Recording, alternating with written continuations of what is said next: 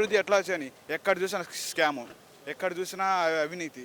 ఇక్కడ ఒక ఇసుక లోడ్ తీసుకోపోయినా కానీ మా మీద కేసులే.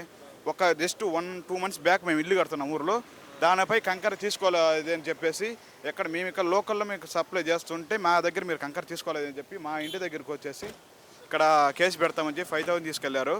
దీన్ని మేము చాలా ఖండిస్తున్నాం. మేము పక్కా వైసీపీ. మరేంటి గతంలో మరి 6 గ్యారెంటీ పూర్తి చేస్తా ఉంటున్నాడుగా చంద్రబాబు నాయుడు గారు. 6 గ్యారెంటీ గాలికి వదిలేయి కానీ చెప్పిన పథకాలు కాదు.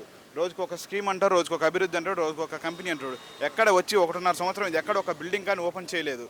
ఇంతవరకు మీరు వచ్చేసి మేము 13,00,000 కోట్లు ఈరోజు మేము తెచ్చాము అంటున్నారు. 13,00,000 కోట్లు కదా సార్, 10 కోట్లు బిల్డింగ్, 10 కోట్లు ఒక కంపెనీ ఇంతవరకు ఒక ఓపెన్ చేయలేదు. ఓ సంవత్సరం 18 నెలలు మీరు వచ్చే ఈరోజు ఎక్కడ ఒక బిల్డింగ్ అని ఓపెన్ చేశారా?